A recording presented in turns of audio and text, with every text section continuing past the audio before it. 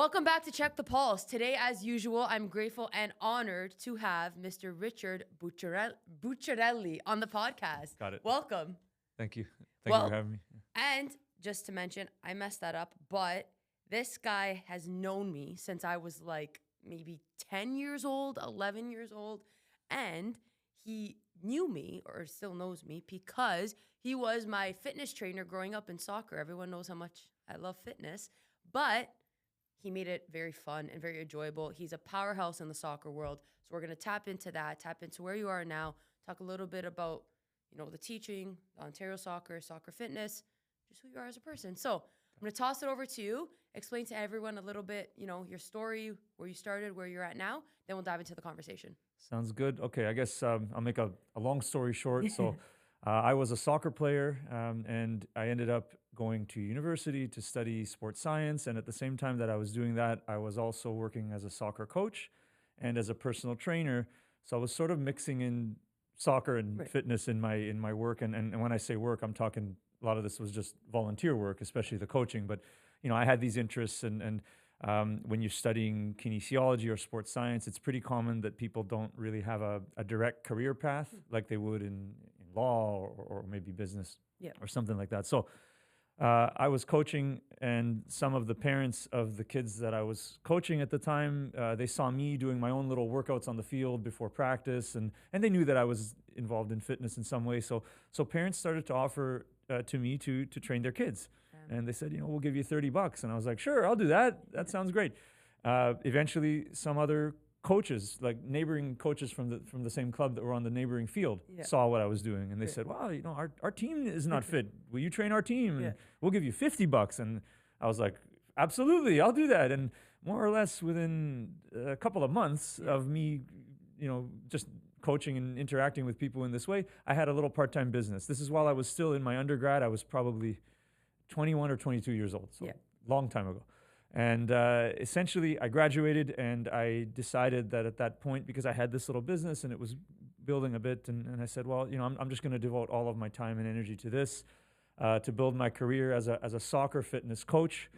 Not ironically, then I guess I started my company called Soccer Fitness. I didn't want anyone to be confused about what I was doing, and I guess I'll say it's not to sound cocky or whatever, but I got it in my head at the time that I said, I'm doing this. I'm going to do this as a career. I want to be the best that I can at it. Of course. And when I say the best, I meant like in my head, I said, I want to be the best in the world at it. And I thought of sort of little buckets or categories that I would need to excel in each one of these categories in order to be the best. And one of them was that at some point I knew I was going to have my own facility. Even though I didn't have it yet, didn't have any money yet, nothing, but that was one. I also figured I needed credibility, meaning working at the higher levels in the sport. And to me, that meant at some point, eventually, the national teams, professional soccer clubs, all of that. Again, I wasn't there yet, but that was in my head. I went through, other buckets. One was that I figured I was going to have to go back to school at some point. I knew already that, master's and a PhD, those are the higher levels of education, and perhaps I'd be judged based on that and the letters beside my name, and I was right about that. 100%. And in any case, all these other little buckets that each one of them to me meant something that if I excel in that area, and eventually I excel in all those areas, then I can really be the best. And I applied myself and all of my energy and everything that I had to that, and kind of was a long road, but now, okay, where am I now? Now I have a business which has been rebranded to speed training, mainly because in addition to soccer athletes, we work with lots of other athletes now, so we didn't want to just specialize there. I've got a facility. There's been a few different iterations of it, and it's grown over the past couple of decades now. Now we have a 4,000 square foot facility in Woodbridge. We do have some state-of-the-art equipment. You've run on the treadmills, so you know a little bit about that. So we have the world's fastest treadmills. We have treadmills that don't have motors, where you can add resistance to them. We've got a custom-made plyometric floor. We have software that does gait analysis and other technology that we can use to measure aerobic fitness and power and all these things. So we're using state-of-the-art equipment and technology and kind of a nice science-based program my master's and PhD research was done using this equipment, so I have, I've skin in the game in that Yeah. way. And the facility also has a fully integrated clinic with physiotherapy, massage therapy, chiropody, all of that. So we work with athletes. We also work with non-athletes that want to get fit, want to Right. test their fitness, and of course rehab from injuries and all that. So I run that business. I'm also a full-time professor. Again, it's a long road, but I had been teaching at just one college, part-time, one course every semester before COVID. Right. I was actually in the middle of completing my PhD, and teaching sounded like a nice way to make some extra money. I wasn't thinking about being a prof Right. anything more than what I was already doing, but then the COVID thing happened, Right. and then all the fitness businesses were forced to shut down, including mine, and I needed a job. And as it turned out, I had lots of connections to different schools. My PhD was at Guelph. Yeah. I was at George Brown teaching, and we had employed interns in our business at Humber College and Seneca College. And Wow. so I knew a lot of I knew the deans and other people at the schools. So I reached out, and as it turned out, the schools were also looking for part-time professors because they didn't close, and they had lots of students and all that. So I kept that role. I'm not with one school. I'm with 3 different schools. way. So the University of Guelph Humber, Yeah. and then also Seneca College and Durham College. Oh, sick. So I'm teaching a full-time schedule and running my business. Yeah, I was gonna say. I'm doing research. Some of it is a continuation of what I've done in my PhD. I'm very interested in both testing Yep. and training, and also even monitoring the physical work that athletes and soccer players do. Right. I've done work with GPS. Maybe you've seen, Yeah. if you watch games on TV and they tell you Little bit. how much players run or how fast they run and all that, that can be measured. Yes. And Yeah. so Or when they wear the black thing. that's what you see. That's a vest. Yeah. It holds a little GPS unit in the back, and Ah. that's like a GPS that you'd have in Yeah. your phone or whatever. It measures distance over time Right. and all of that. So I am doing research as well, and maybe if I remember anything else about my career, I'll tell you. I have a family now. Yeah. I've been married for 7 years. I've got 3 kids. Amazing. So I'm I'm up to my neck. I was gonna say. Things are going well. Yeah, overall. but you're loving it. You're loving it. I do love it, and as I said, I initially I was a soccer player, a coach, and I was studying fitness. So Right. I've combined those into a career. Right. I feel fortunate in that For way sure, that for I was able to really make a living and build a career doing something I really love. Yeah. And I'm really 100%. passionate about. And I wasn't good enough to make any money as a player, so this was Now the next you're best thing. making- Yeah. I love that though. And then you want to explain, just I guess touch on a few like teams you've been a part of or coached at like a reputable level, because you mentioned national. Yeah. So I want people to kind of get a grasp of like that level you've been at. Sure. So yeah, as I said, kind of that idea in my head right from the beginning was one of the buckets was that I needed credibility and I needed to be working at a higher level. I started because I was a player at York University. I had connections to the coaches that were there. So I started as an assistant coach in York University, and from there I went on to coach in some other Canadian university programs. Yeah. I also ended up becoming a fitness coach and a sports scientist in the Ontario provincial program, and eventually that led to an opportunity to work with the Canadian women's national teams. Amazing. I started with the U17, the youngest level. Yeah. Spent a little bit of time also then with the U20s, and eventually the Pan American Games, which it's more or less of a senior team there. Yeah. I did also work in one camp with the men's under 20 national team. You kind of go in and out as a coach, especially in the youth national teams. It's not a full-time job or anything, so they'll bring you in for camps and all that. So I did that. I actually went straight from the national teams into Toronto FC with their academy. That's cool. I worked there for 2 years. Eventually, then I even worked in a professional soccer club outside of Canada. I went to Uruguay, So cool. which was always sort of a dream of mine to go. Really? I mean, not Uruguay specifically, but to leave Canada and go into a true professional environment. Yeah. And we can maybe discuss what We will. I mean by that and the difference between Canada and other countries. And so I worked in Uruguay with a professional club. I happened to be connected to actually a coach who's Canadian Uruguayan. He got hired as the head coach of a club in the second division, and he brought me in as his fitness coach and sports scientist. So I spent a year there. I've also worked with the Ottawa Fury, which was in the old USL. Since then, maybe you know about the Canadian Premier League, Yes, of the new league that was founded in 2019. So I've worked as a fitness coach and a sports scientist also with two of their clubs, Halifax Wanderers back in 2022. And those players even were participants in my PhD research, so it was sort of a nice way to combine it. And most recently this season with York United, which is in my backyard. So that's cool. Yeah, so there's I don't think I'm forgetting any of the higher level. That's it. So in the same time that I had my business and was growing my business, in parallel to that, I was also working at these higher levels in the sport. So yeah, I did a lot. Yeah, for sure. Yeah. But like all your drive and effort is obviously paying off. I think it's really cool how you say like sports scientist.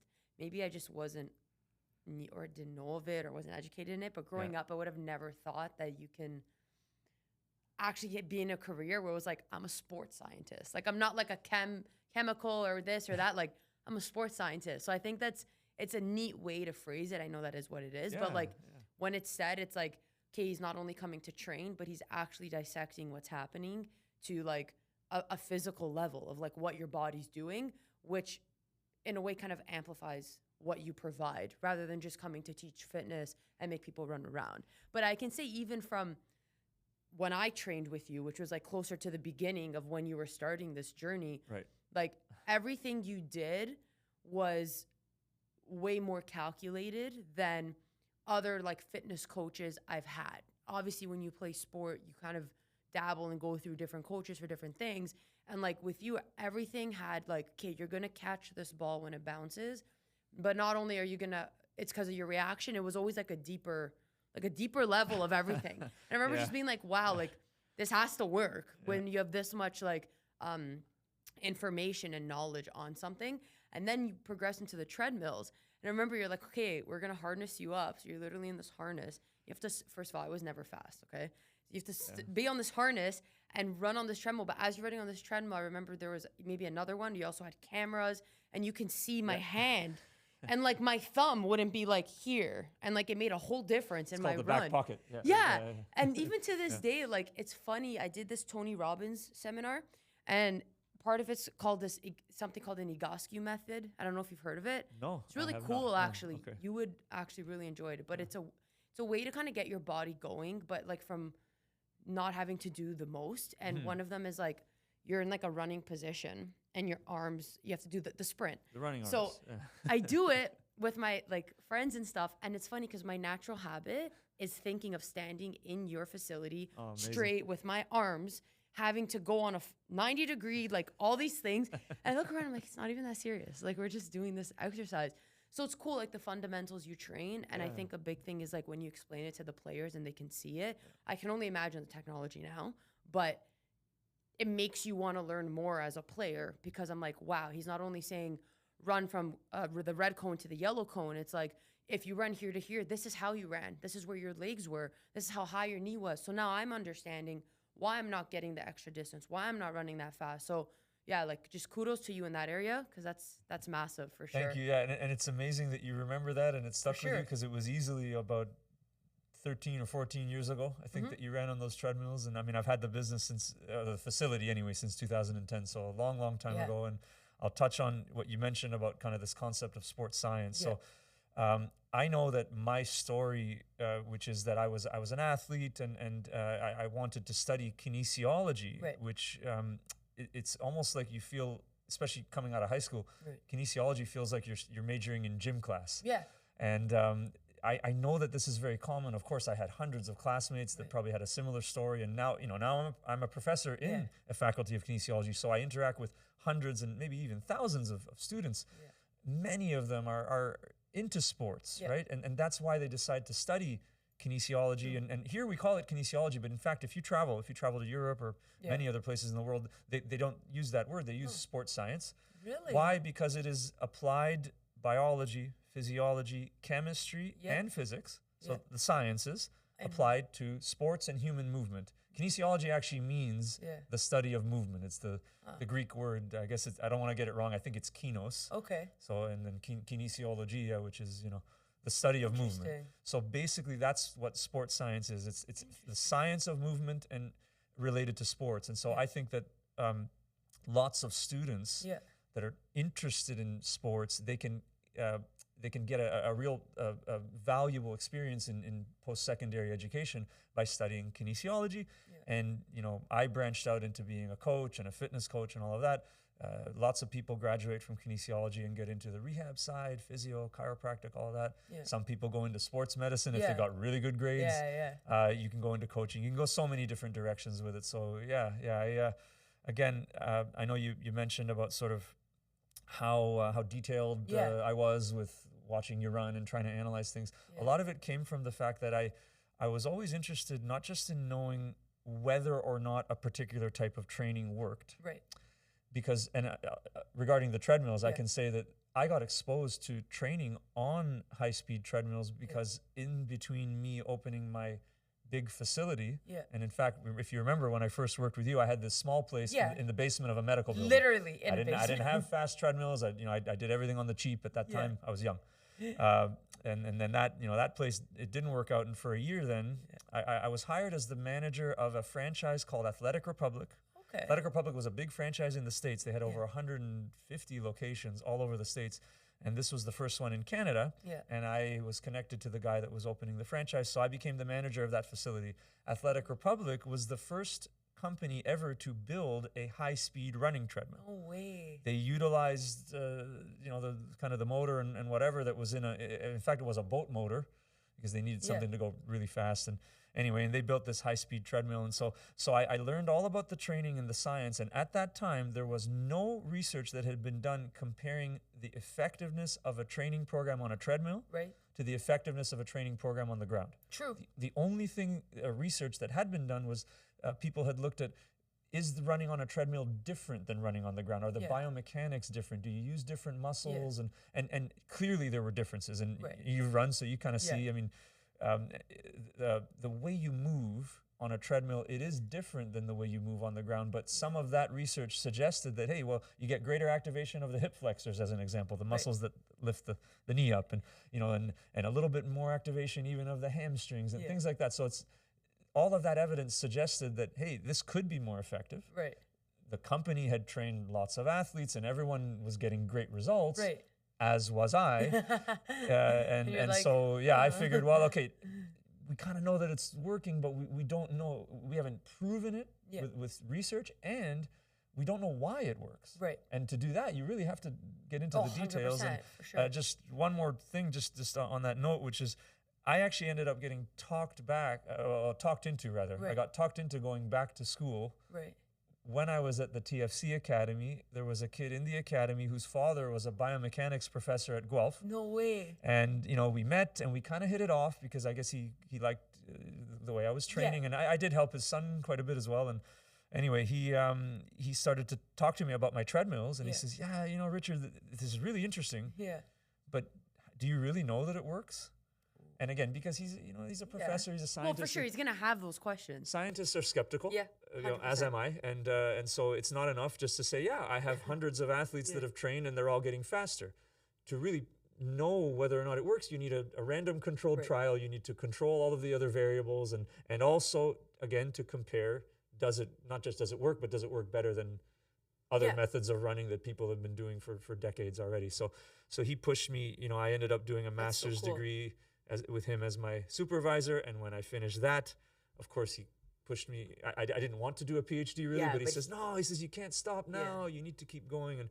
And funny enough that he's a biomechanics professor, but his research was all in spinal cord injuries. Really? He had nothing to do with like my work. Crazy. Yeah. He and I just bonded because we both were crazy about soccer. Yeah. And again, his son was in TFC and all of that. So really, we always had a laugh that whenever we would have our phone calls, I would update him on my progress, on my research. We would probably, in a 1 hour call, we would spend about 50 minutes talking about soccer. and then at the end of it, he'd say, oh, and by the way, did you get this done? Did you, So anyway, so it's just it's a funny story. But I kind of always had this, maybe skeptical mindset around training, and so that led me to want to really understand what was going on. Yeah. And doing my research and all of that really helped me to apply that idea in a productive way. So that's it. Very like in my head, it's like everything happens for a reason. I always believe that, and like just the fact that you ended up at TFC and you met him and he asked you that one question, and it triggered your brain to be like, wait, no, I need to put, like, I need to show him, like, it's beyond just all these kids got fast. They can lift their knee higher now, you know, like it's so, that's really cool. That's so interesting, first of all. Second of all, I did not know your hip flexor lifts your knee, which explains why my knees never go up because I have tight hips. Yeah, there you go. Yeah, no, absolutely. And that makes so much sense. Yeah, well. I just had an epiphany. And that might sound so stupid, but you could tell I'm not into science.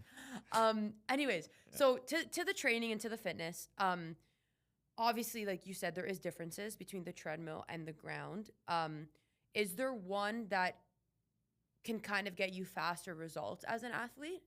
And what would that be? Yeah, so that was my master's research was looking into literally comparing two methods of training. So that's kind of the idea, because with any type of exercise, you can come up with maybe even hundreds of different exercises that work. Right. If an exercise program works, it simply means you get results. Correct. You start at a certain level, you train, and you get better. Right. But if there are dozens or maybe hundreds of different programs that work, then what's more important is to find out, well, which one works the best? Right. In other words, which one is the most effective? Yeah. So what I tried to do was I said, I took an existing type of speed training and training for kind of acceleration and speed and power and all those things that had already been shown to work.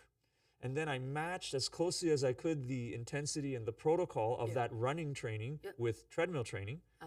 And so now we have two different types of training. Okay, athletes are randomly assigned to one group or the other. That's a random controlled trial. And because the athletes were on the same team, we could assume that outside of this extra training, there's no other workout they're doing that's different. They're all on the same team. So yeah, that's randomization and control. That's how you eliminate bias. And then we tested them before the training started. We trained them and we tested them again. And I didn't just check whether the training worked, but I measured the magnitude or the difference in improvement between one group and another. Right. So if one group has a better improvement, then we can say that's the more effective type of training. 100%. Now, in my research is small. I'm not making any grand claims that you know the treadmills are the best thing since sliced bread or whatever. But in my stuff that I did, we found that the training on the treadmill was more effective than training on the ground. Why is that? I would argue, one, if you're talking about speed, the treadmill forces you to move a bit quicker than you normally can. True. That's hard to do without the treadmill. Right. That's one. Two, you can very closely control. I know you mentioned, you remember that myself and the other coaches were able to coach you and instruct you because we were right beside you. Yes, 100%. So because you're stationary. Yeah. So, and not only that, we could film it. Yeah. And so we use this software. And it's like in the moment too. Right. Sorry, so you do a run and then you watch the video of yourself running and we can coach you. And, so that's another advantage. And then on top of that, let's say with regards to kind of endurance and recovery in between running and all that, which you need for any sport. All sports are like that. You sprint, you rest, you sprint again. So the ability to recover in between those sprints, that's also something that will be most improved upon with a greater intensity of a run. Right. And so the treadmills allow, with the inclines, with the speeds, with all those things, and then even the treadmills that don't have motors, we can add resistance to them. They allow for many different ways to maximize the intensity. Right. So the higher the intensity of the interval runs or whatever that you do, the better the adaptations you get. That's kind of in a nutshell. That's why training on a treadmill really looks as though it is more effective than training on the ground. There's nothing wrong with training on the ground. Yeah. And as I said, my work, it's the samples are small and anything. I'm not making huge claims about it, but it's definitely effective. Right. And it seems as though it could be more effective. So why is it, the curve treadmill? Curved treadmill, yeah. Why is that, like, I remember because we used it when I played at Ryerson in our training. Right. And why is it that when I ran 30 seconds on that, I wanted to completely pass out and throw up? But once you run the same speed on a regular treadmill, I was still okay. Yeah. I know you have to use your own force to get it started, but then I'm like, hey, but once it's started, why is it still a harder push? Well, you hit the nail on the head. That curved treadmill, and mind you, I don't use those because I use self-propelled treadmills. Right. But I need to add resistance to them, and on the curved one, you can't really do it. The physics are a little different. But in any case, a self-propelled treadmill means you move it. Right. Which means you have to accelerate from a velocity of 0 to get to whatever velocity you're going to. True. If you were to go at the same speed that you can get on a self-propelled treadmill, but you did that on a motorized treadmill, Right. there isn't the same energy cost of accelerating. True. That makes And if sense. you remember, on those motorized treadmills, Yeah. we had you hop on while it was moving. Yeah, I I do that at the gym. Right. Someone came up to me and No, he yeah, said, yeah. "How do you know how to get on?" I said, It's a skill. "Yeah." I said, Yeah. "You just gotta like, Yeah. you know." Even going into Ryerson, I knew Right. how to get on, Right. and they were like, "How do you know that? Isn't that dangerous?" I'm like, Even at a high speed. "Yeah, So imagine that the reason that we make athletes get on at those speeds, Yeah. and, okay, they do have to accelerate, of course, they're Right. not, because if you don't meet the speed of the treadmill, you would fall, and that would be very dangerous. or you So- have the harness on and you just yeah, but in any case, you wouldn't be able to do the run. No. So you have to meet the speed of the treadmill, but the energy cost yeah, to accelerate is much less than Right. it is when you're starting from zero on a self-propelled treadmill.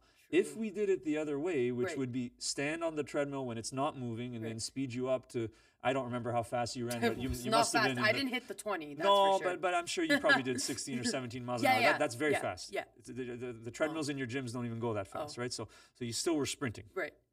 By the time you had accelerated from zero on the treadmill, you'd be so tired that you wouldn't even be able to reach that speed.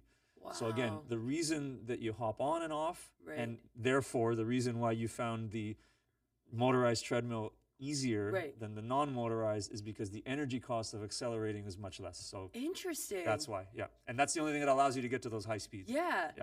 I also didn't know that 16, 17 is kind of fast. Because at that Oh. time, I was one of the slower people on my team. So it looked slow, but Yeah. I guess I can never run that now. Let's relate that to Yeah. athletes on the ground. So Yeah. my memory is a little fuzzy, but we know that, let's say Usain Bolt and these, Right. the fastest athletes in the world, the 100-meter sprinters, Right. at their top speed in their races, they're going over 10 meters per second Right. because they're running 100 meters in 9.5 seconds. Now, if you convert that into a speed in miles per hour, Yeah. you're going to get maybe, I think it's about 21 or 22 miles per Wow. hour, Wow. right? Now, if we put a guy like that on our treadmill, he would run 30 miles per hour. 100%. Yeah. But even if you're running 17 or 18 Yeah. miles on the treadmill, Yeah. 17 or 18 miles per hour, Yeah. that's way faster than you can run on the ground. Wow. Oh, It's 100%. easily yeah. 20 to 30% faster. And we've done this with thousands of athletes. Yeah. And again, one of the studies that came out of my master's research, Yeah. we actually were able to show very safely in the treadmill, we can get athletes to move 30% faster than they can move on the ground.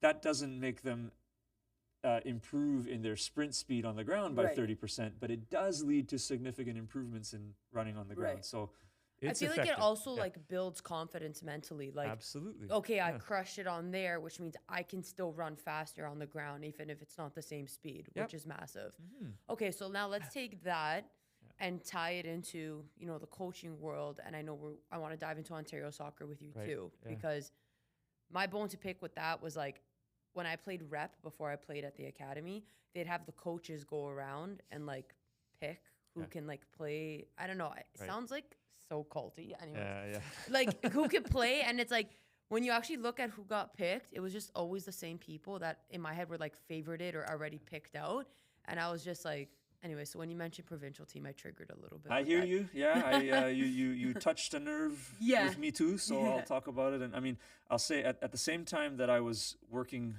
kind of in the higher levels in Yeah. soccer, and I worked at Ontario Soccer and Right. at Canada Soccer for a long time. Right. I also ended up becoming a coach educator and coach developer. Now, Right. part of it was that I actually had recognized, because Yeah. I took my coaching licenses. That was one of my buckets. Right. Was that I Yeah, I was real- gonna say because you have your license. Oh, I do. Yeah, I have an A license, and I never really wanted to be a coach. I was actually doing the licenses. I knew I wanted to be a coach, but I knew I wanted to specialize in sports science. Right. But I recognized that in order to be an expert sports scientist, I needed to be a good, if not an expert coach. Right. And so that meant coach education. I did not do the coach education in Canada because I recognized very, very young when I first started that that the Canadian coach licensing, the people teaching the courses Right. were not very competent. They had never coached at a high level. I also saw a lot of politics going on. For sure. We met, remember, when Yeah. I was in an academy, Yeah, right? And yeah. remember that the academies at that time had completely branched off from the traditional Yeah. provincial pathway.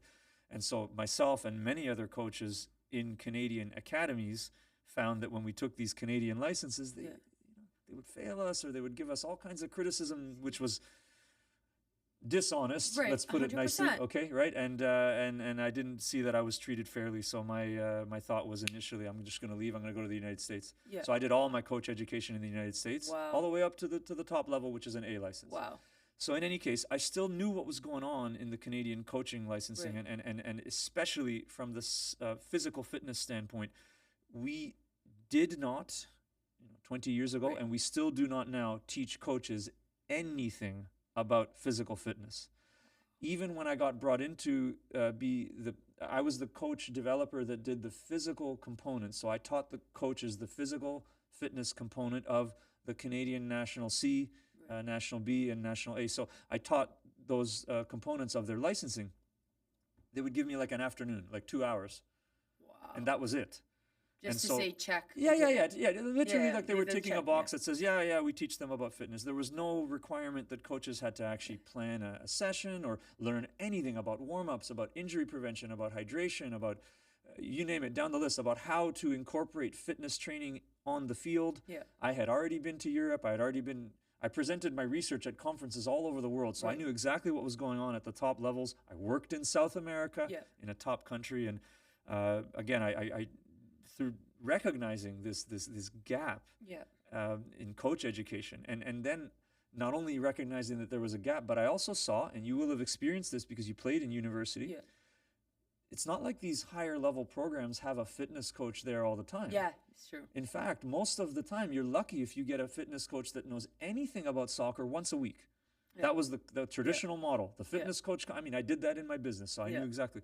So that means that the only person that can possibly be in charge of all of your physical development is your coach.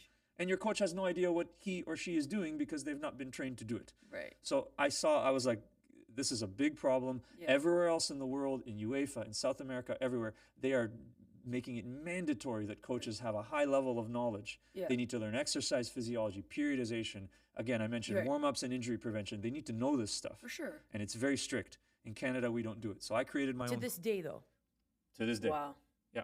Wow. Any coach that you see that's graduating out of a Canadian A license, now they're calling it a CONCACAF license, whatever it is, there's nothing. Wow. So I created a course. I called it Right. the Soccer Fitness Trainers course. Right. And this course essentially was designed to teach coaches how to incorporate fitness, testing, training, and even monitoring the Yeah. load and all that within their own environments. And it was specifically done kind of with the amateur coach in mind. Right. Because at some point, if you go professional, then you do have Right. professional people that are helping you.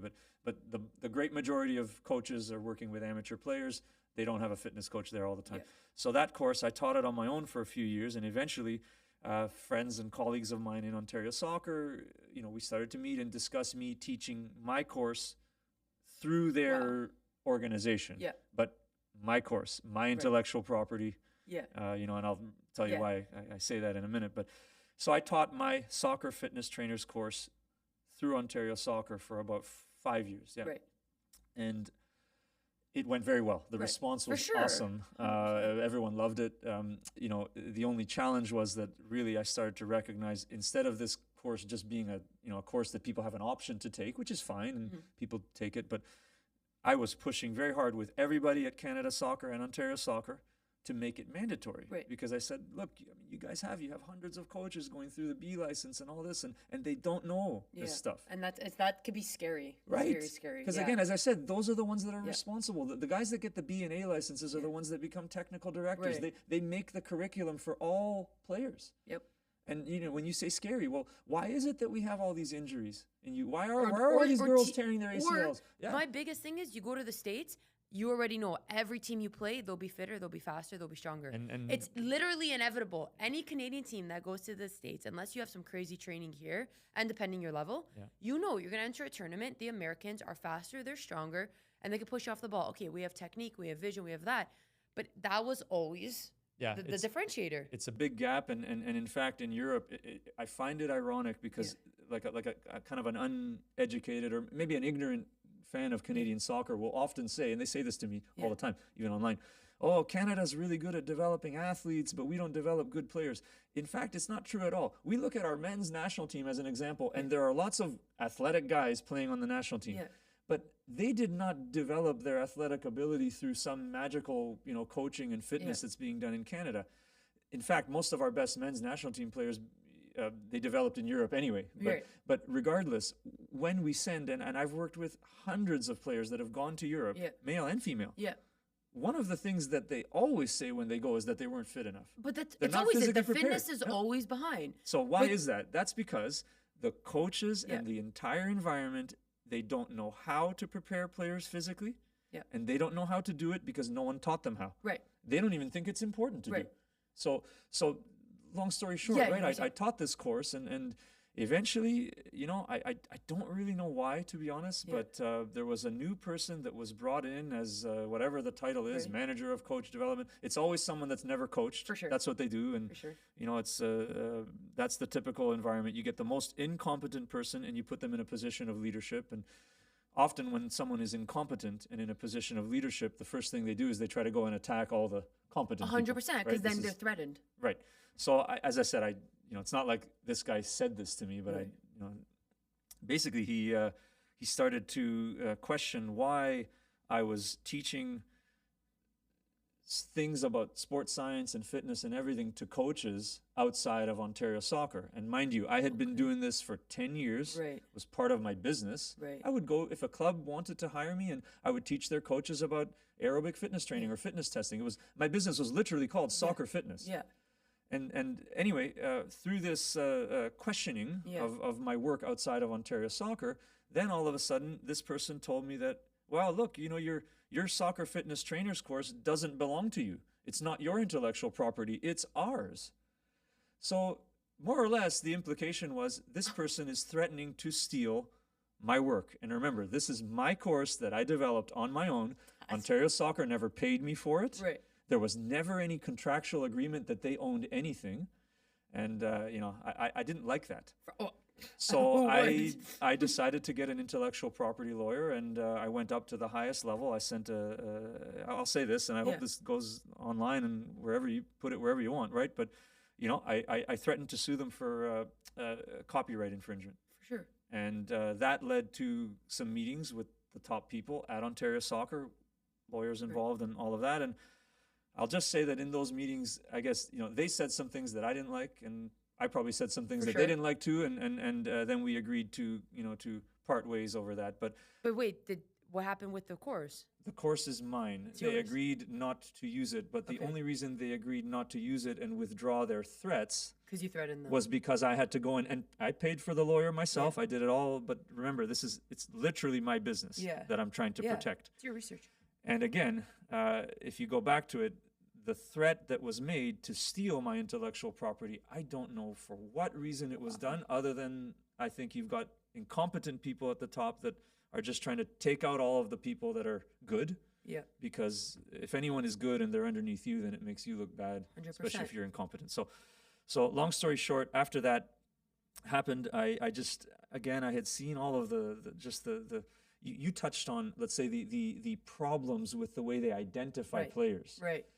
Scouting, even the whole system that they created, which is this pay to play, means that everybody that's involved, of course, they pay certain fees in order to be in an academy, club, whatever. And I'm not necessarily against the fact that there's pay to play, because I understand. I'm a coach. I'm a professional coach, and coaches want to be paid. And you have, you know, if you're running an academy, it's a business. You have to rent fields and pay people and all of that. The problem I had, and you know, you can tell me as a business person what you think of this. Ontario Soccer created a league which they call Ontario Player Development League, OPDL. And OPDL. Basically, what they did is they set up all of the identification to the provincial program, which leads into the national team, and which basically leads into the Toronto FC Academy and the MLS Academy. So on the boys' side, it leads to the pro and the national team, and on the girls' side, it leads to the national team, because there was no pro. So it's the high level. They set up all of the scouting out of this league. Now, of course, this league is the most expensive league. Even just the yearly fees, never mind the tournaments, never mind all the other stuff, they can be upwards of $10,000 per person per year. And on top of that, Ontario Soccer actually takes about 10% of the registration fee of every single player in that league. I've done the math. It's more than $2 million a year. Wow. So think of it this way. They are funneling players, and telling them directly. I have hundreds of people that have messaged me telling me, my son or my daughter was told, if you want to play in the provincial program, you need to be in this league. That's crazy. So they're coming out and saying it. That's crazy. They're coercing players to go into this expensive program, which they profit from. That's crazy. Now, again, why is that not illegal? Isn't that a conflict of interest? 100%. Isn't the purpose of a government-funded provincial sports organization, if they're trying to identify players for the national team, that's great. They should be doing that. Isn't the purpose to make the program inclusive? They keep using this word, inclusivity. You know, during Pride Month, there's all the Pride flags, and they say inclusivity, International Women's Day, inclusivity. I get all that. That's great. It's good to be inclusive. They say those things. But in fact, what they're doing is the most exclusionary possible way to identify players into their own high performance program. Wow. It's a complete, at best it's a conflict of interest. 100%. At worst, I would argue, and I don't know why anyone else hasn't made this point. Maybe some people are scared to speak up about it, but it's unethical, and it probably should be illegal. How can you funnel players into a program that you profit from by dangling the carrot and saying, hey, you want to play for the provincial team, you have to be here? Well, it's also then you put them in a position where now they're going to their families or their parents and saying, I need to be in this league. Now you're adding pressure to parents. Oh, cough up the cash, and maybe they can, and now they feel like they're hindering their kid from being professional. Yeah, no, that's crazy. So again, once I had the falling out, I figured somebody has to tell the truth. Again, I sacrificed my entire position as a coach developer and everything with those organizations strictly because I could not handle the unethical. You know, somebody threatened to steal my intellectual property, and they backed off from that, but they didn't back off from everything. Like it wasn't. I just couldn't be around people like that anymore. And once I was away from it, again, I have my business. I have other aspects to my career that have nothing to do with them, so I don't rely on them. So I figured at least maybe I'll be the one that speaks up because I can. They can't fire me. They can't hurt me. I've already quit. So freedom of speech. That's what's been happening, I guess, over the last couple of years. In addition to everything else that I'm doing, I'm speaking up specifically against what they're doing. 100%. That's crazy. And I think like a common thing, you know, you always kind of hear in sports. Every sport has it, by the way. But obviously, being in the soccer world, like, oh, it's political. Oh, the coach played these players. Oh, it's political. Oh, it's favoritism. Oh, who paid who? Oh, this. Oh, that. Like the conversation about the dynamic between coaches and players and parents being involved and being good with the coach, and especially at a younger age, not so much obviously in the professional era, but it's always that same where, oh, it's politics. Oh, I quit because of politics. That's the buzzword. It's the buzzword, and it's all referenced back to Ontario soccer, OSA, this, that. It's nuts because anyone you talk to, like even League One, we played in the inaugural year when it started. We played a few years and then I think we stopped. But League One's still around, and even that, you get on a team. Well, politics. Like that's literally just the word to summarize, I think, soccer as a whole in Canada. And now I don't have the knowledge you have. You can disagree, agree. But that's, in my perception from the time I played, what it was. It was always like, oh, but let that slide. It's just politics. Oh, but it's just politics. And it's like, yeah, but where's the line? Like the line is crossed. So when does it stop getting excused? Well, here's what I would say on that note. And I know you did mention kind of player identification and all of that. So in countries that know what they're doing, they recognize very clearly that there is a problem with signal versus noise when you're assessing players. And I'll explain what I mean by that. Yeah. If Messi is on the field, everybody knows that it's Messi and everyone knows that he's talented, and that's easy to identify. That's not what we have. We have hundreds of thousands of kids playing soccer. Some are better, some are right. There's also developmental differences, which again, they have a player development league. They don't measure physical development at all. In fact, they even took out measurements of body weight because they were worried about people being self-conscious. So it's insane. I get it, but I'm not even. Yeah, I mean, like at some point, if you're a competitive athlete, I mean, it's not like they're asking people to step on a scale and then publicizing it on the internet. I mean, it's no, but your body weight is in direct correlation to your success as an athlete. It is what it is. You can't be a certain stature. You can't have certain body fat. You can't. if you're going to want to go play competitively or whatever. Like that's just common sense. Yeah. So, but of course, you know, that's, they took it out. So they're not measuring development at all. But on top of that, okay, there is this problem of if you don't have enough observations of any player, then you can see them once and they may look amazing. Right. But that's a noisy signal because the observations are, you know, they're too infrequent. Right. Okay, it's the same thing as like if you checked your, I don't know, your heart rate or something, but you checked it like every, you know, 10 seconds, you'd be so scared because it goes up and down. And, you know, so the way to eliminate that noise and really get to the signal is to take multiple observations and like longitudinally over a long period of time. And even better than that, to have multiple people doing the observations, not just one coach, but multiple coaches, and absolutely to be inflexible about the fact that the people doing the observations cannot be biased. Now, I didn't invent this. I'm not reinventing the wheel here. Countries that know what they're doing in terms of identifying players, they make their program truly inclusive, which means they look everywhere. Okay? They use multiple observations, usually 10, 20 times they look at the same group of players, and they use a group of people, none of whom are biased. This is exactly the opposite of the way we do it in Ontario and Canada. So think of this OPDL. What happens? The coach in the OPDL team tells the provincial program who his or her best players are. Favorite. Okay? Right. So you've already introduced a really, really subjective bias right from the start. Okay? From there, then the players are invited, and again, it's only the OPDL, so everyone else is already excluded from this. Okay? Now they go to the provincial ID weekend. Now, what does that mean? That's a weekend. That's 1, 2, 3 games. Okay? The sample size is too small. Again, what if a player just had a bad morning? The pressure of that, though, like just quickly, even like we would go to ID camps. We'd have the weekend. You would go on the tournament, and there was always like the ones you liked. All the coaches would come. You'd invite university coaches to come. I remember there was one year I had all these coaches come, and like I played like shit. And I was like so in my head because I'm like, oh, I actually emailed them all, like saying I had an off weekend, like because I was just like, it's so sad. Thankfully they all understood, and obviously that was going to university, so like maybe they had a bit more of a brain, and they came to like other camps I was at, but it was like, okay, you're there at that camp, so it's either you're in a tournament or they actually do camps, so you're in like training sessions for a certain amount of days doing different things, so running, passing, heading, whatever it is, scrimmages.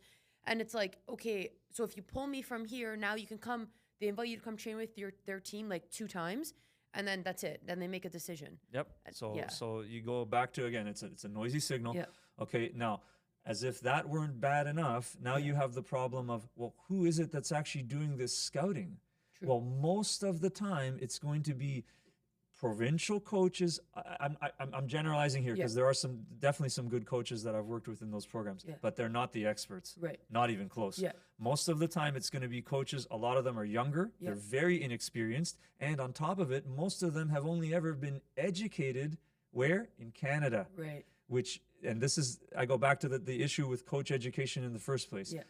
We don't just have a problem with teaching coaches about fitness, we have a huge problem with the competence and level of experience and knowledge of our coaching instructors.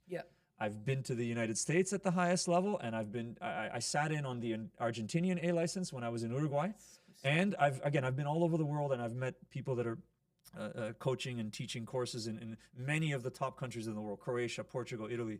Okay, all of those countries, they have their best coaches, the coaches that have been working in the professional game or the national teams for 2 or 3 decades. The ones that have a track record of successfully developing players, successfully developing coaches, and a track record of success with their teams. Those are the only guys that get hired to teach coaches. Everywhere else in the world. As it should be, though. As it should be, right? Like you went to university and your professors, you expect them to be experts, right? Or else, why are they there? Why are they teaching you? Your degree is worthless if they're not competent. But that's exactly what we have in Canada. We have incompetent, inexperienced coach educators. Some of them have barely ever coached at all. Like, I mean, literally not at all. And even the ones that have, you will not find a coach educator in Canada that has coached in anything higher than college. very, very many times, the guys that register for the B and A licenses, the participants, have way more experience than the instructors. I've been there. I've seen it. Yeah. It ends up being a complete joke. It's like you have this guy that's never coached, never done anything, and he's trying to tell you about, tactics and this and that. They don't know what they're talking about. They also waste so much time in the coach licensing here talking about, respect in sport and ethical decisions and all that. Here's what I'll say about that. If somebody is not ethical, okay, meaning they're a Naturally, sociopath, just, they're selfish to the point that they're narcissistic, blah, blah, blah. There are people like that. You think that person taking a course where some Ontario soccer guy is telling him, well, you need to make ethical decisions, and now this person is going to magically turn a switch and say, oh, yeah, no, I was wrong when I did that. Yeah. It's a joke. It's like we cannot assume that everybody around us can't tell right from wrong. Right. We have to do a better job of screening so that those unethical people don't get hired in the first place. That's why you have police background checks. That's why you have all that, So anyway, they waste time with all that. Yeah. The material is delivered by people that have no experience, very, very minimal experience. They're not competent. And so if an incompetent teacher is teaching you, how can you expect that the student is going to get come out with any competence? They don't. And so those are the ones that have been graduated through that system that are doing the identification. Yeah, that's crazy. So there's problems at every level. Yeah. But do you think that's why our system is so behind compared to the rest of the world? 100%. Because it's always like Canada has to catch up, right. catch up. And we're never caught up. And I guess what maybe bothers me even more than anything else is that we had, for a long time, one of the best women's national teams programs in the world. Yes. Okay. Yep. I can tell you exactly why we did. Canada has been much more egalitarian than many other countries in the world. And that's good, right? Like, meaning we've always tried to push for women's rights, for equality. And so we had girls soccer. We had hundreds of thousands of girls playing soccer, even back in the 90s. Okay? Lots of other countries were, let's say what it was, a lot more sexist than that. Including, the countries that are good at soccer, a lot of them, like the Western Europeans, the South Americans. And I've lived there, I've worked there, I know how it is. They're not bad, but they weren't into the egalitarianism. So who were the best nations in women's soccer initially? Well, Canada, USA, the Scandinavians, Sweden, Norway, a lot of the countries that were more into equality earlier. 100%. Eventually, once, FIFA kind of pushed everybody, and they pushed the French and the English and the Brazilians and all of them to integrate women's programs into their systems. Of course, France has an excellent professional league. They have top coaches. They have top coach education. How can we think that once they start pushing girls into soccer that they're not going to be better than us? Yeah. And they are better than us now. It's true. And so is England. And so are, again, it's only a matter of time before you're going to see the Argentinian women's team is going to win a World Cup. I guarantee Spain. Yeah. So our women's team has fallen behind. Yeah. Okay. And our men's team, funny enough, has actually come and become one of the best. But again, that's not because of anything good that was done with male players at the youth level in Canada. Right. Almost all of our best men's players, I've worked with quite a few of them. I know them very well. They really developed and accelerated the development when they went to Europe. Yeah. Okay, so it's like so to the kind of, I'm using the word ignorant, and not even like as a pejorative. I'm not trying to be rude. I'm just saying to someone who's a fan that's ignorant of the situation. They might say, wow, look, Canada's women's team, we won a bronze medal. Our men's team qualified for the World Cup. Like, oh, Canada must be doing a great job developing players. No, we're not. No, in fact, our system is completely broken. We have one of the worst coach education programs in the world. It's the worst I've seen. Crazy. In the developed world, it's absolutely the worst. We have a system of identifying players that, as I've already pointed out, has so many steps on the pathway that are complete. They're filled with bias, incompetent coaches, small sample size, all of it, right? Yeah. We couldn't be doing things any worse. We are succeeding in spite of all of our flaws. Why? Because we have talent here. We have ballers here. We have crazy talent. But that's why that all makes sense. If you look at the national teams of even a lot of South American countries, you hear their stories of the really good players. I grew up on the streets playing. I was here playing. I was there playing. They weren't in, some of them weren't in like the top class league of their little small town. Here it's like there's so much talent that is not an OPDL, and you can see it if you have friends or whatever growing up in it. Like I've seen players and I'm like, how are you? Like you should be on the national team, and how are you not? But they weren't in the right place at the right time or where they had to be, and it's like that's sad because if you're actually trying to scout and get the right people, you should be watching everywhere, not just one league. When I was in Uruguay and I explained to one of the other professional academy coaches that I was talking to at one point about our system, he actually just put it to me like this. He says, you do it this way, but you are so bad. Meaning like, it's like, because this was back, 10 years ago, our men's national team was bad. It was bad. Right. And it's like you cannot explain to a person that understands professional soccer that we have this $10,000 per year league. We only identify players out of that league, and somehow from that small bias sample, we try to build our professional academies and our national teams. It's crazy. Yeah. Right. And again, I even make this point because I've worked with I guess it's about 8 different college and university teams. I've worked with 2 CPL clubs, a USL club, an MLS club, the national team. I've been everywhere. Okay. You think any of these coaches at these levels care that you played OPDL? Do you think like no. They don't even know? They don't. I mean, I can say they don't give a shit. Yeah. They don't give a shit where you played your youth soccer. They just want the best. Yeah. Yep. So how do we identify the best? We got to get the bureaucracy out of the way. Yeah. 100%. Okay. I'm old. I played in the OYSL. This it's still around though. Well, no. I mean, maybe we're now in like our girls team is the old WSL, but that's the women's league. OYSL was Ontario Youth Soccer League. That we used to call it the provincial league, and it was a big deal because actually, in fact, I started with a club that wasn't in that league, and you had to get promoted into it. But even when that happened, though, in the academy, we couldn't play teams that were in OYSL. Yeah, but that's by your age. Separate. Remember, by your age, there was all the bureaucracy. Already. Yeah, true. I'm talking like 1995, long time ago. So at that time, again, the provincial league, basically most of the best players in Ontario were there. Right. Why? Because the fees were very low. I mean, they were probably paying a few $100s a year to play. Now, I understand eventually maybe it became $1,000 a year, but there's a difference between 1,000 and 10,000. Oh, 100%. And all the bureaucracy and all that. So all the best players were there. And so the provincial coaches could watch those games and invite players and all that, and that's where they could do their scouting. Right, which made sense. It was much better. And anyway, so it's like, I'm telling you, if you travel and you talk to soccer people outside of Canada and you explain that system, they think it's crazy. Yeah, for sure. I also think it's crazy. People are listening to me. I mean, the higher ups don't want to acknowledge it because, of course, then they would be shooting themselves in the foot. And, they have nothing to say. I don't know if you've heard or saw clips of it, but there's this girl that runs a podcast called Call Her Daddy, and she played. I know of her. Yeah. Did they speak about soccer? Yeah. So she played D1 at oh my God, what's it called now? It'll come to me. She played D1 in the States. Yeah.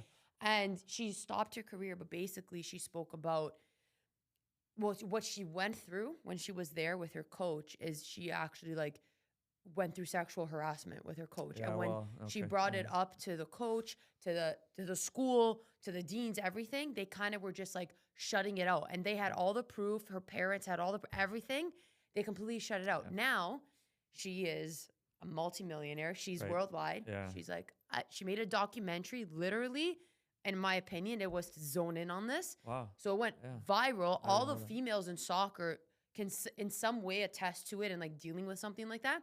The school released a statement because obviously now they're being attacked. She's worldwide. Yeah. And they released a statement and was we would never condone this. This isn't true, so on and so forth.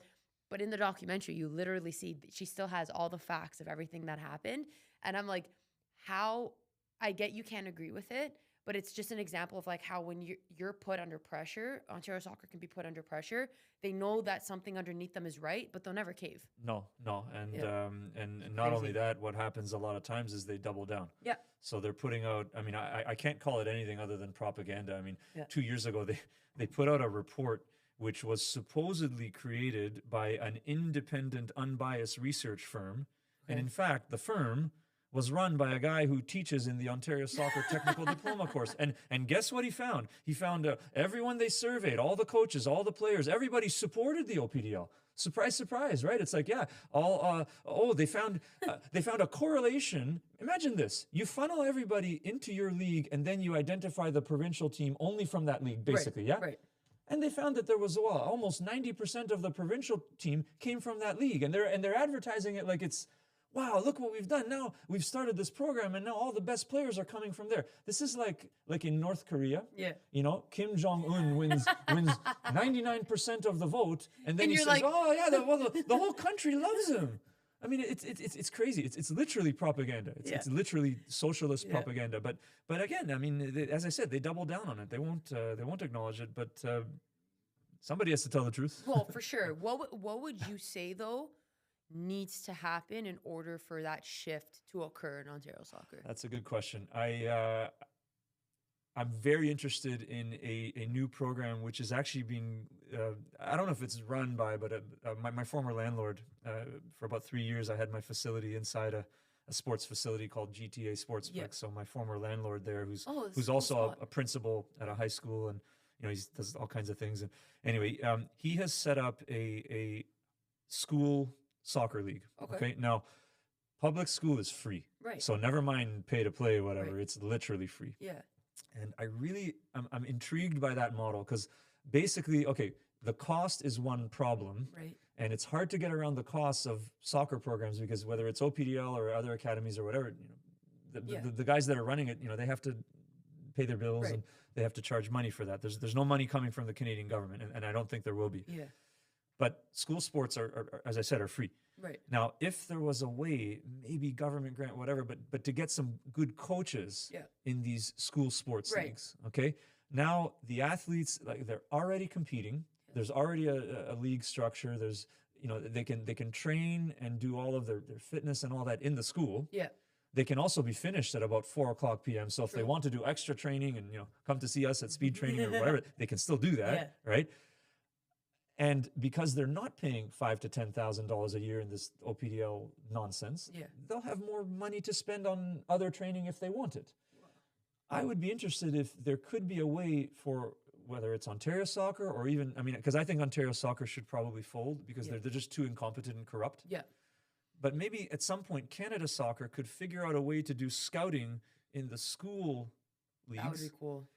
Again, I haven't thought through all the details, Yeah. so I'm maybe some. No, but even just in general, like yeah. even in high schools, there's kids that play just for their school team, but you watch them play, and I'm like, you're sick. Well, in the end, look, You know?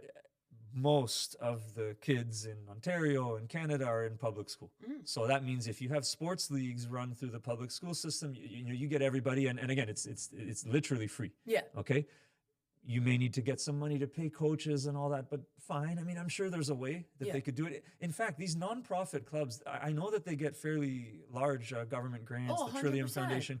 Maybe If there's a will, there's a way, in my Right. opinion. Yeah, and yeah. if you want to make it happen, it could happen. Our country, no matter what, our province, our country, whatever, has a lot of capital, and it's like it can be injected into the right places if they find the need to do it. Yeah. But I believe even, because I have a whole beef with the government as a whole. So Yeah. like, I believe that money is only injected into things that can then be profited back by them. For example, OPDL. Yeah, they So serve their it's- own interests. Yeah, and 100%. So you can't, it's sad because they're supposed to be like the ethical leaders and the leaders that push you in the right direction.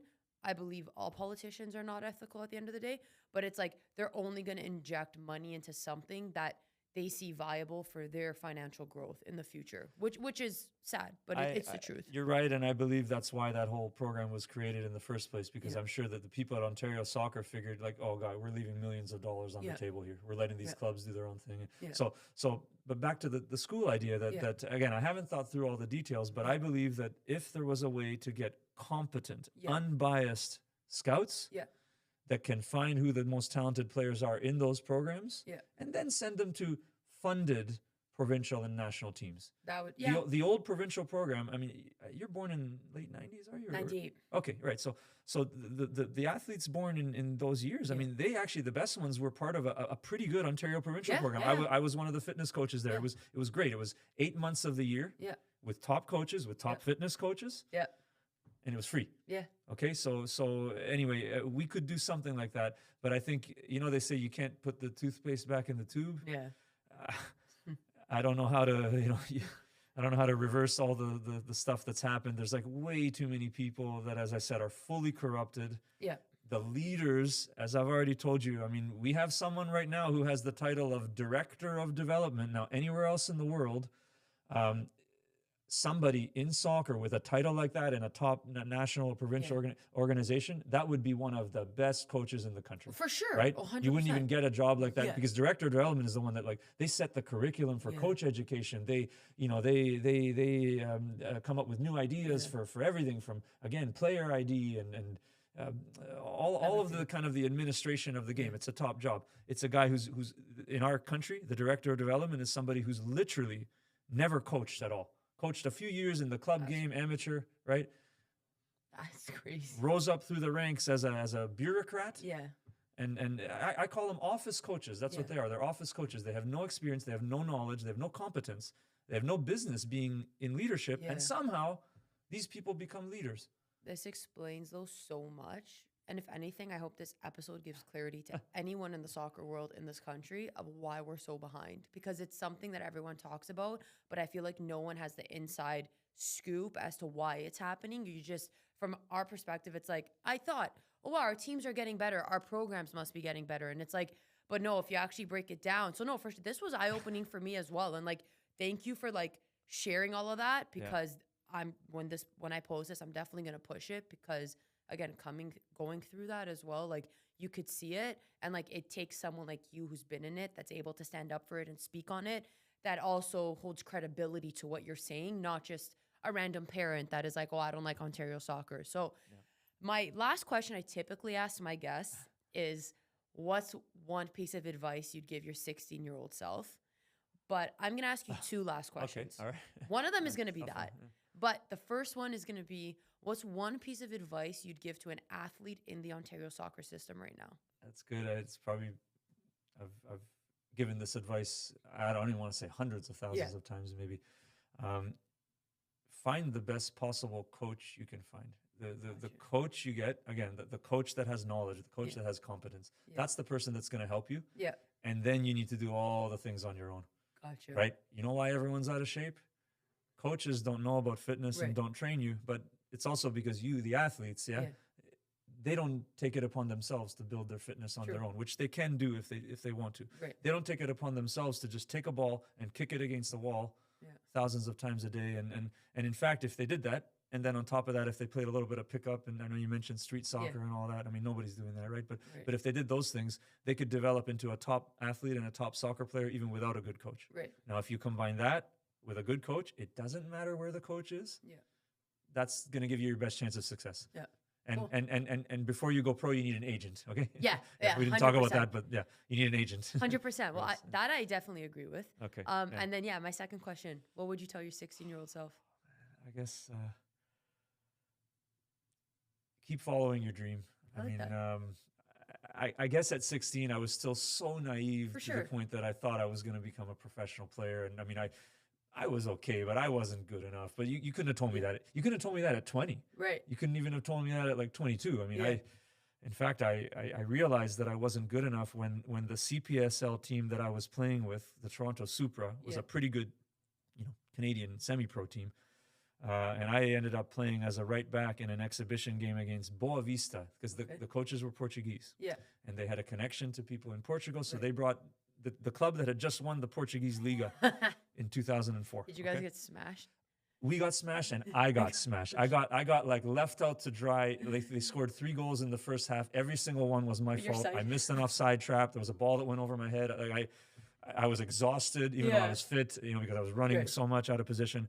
And that was the moment, 2004, I was 23 years old. Yeah. That was the moment when I realized I am not good enough.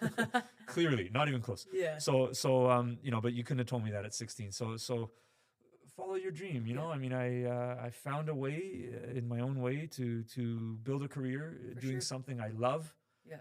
It's not easy, Yeah. but I did it, and I wouldn't change a thing. I would tell myself to do the same thing. Which is great. That's a massive point. A lot of people kind of regret their path, which I don't believe anyone should, because it's brought you to where you are today.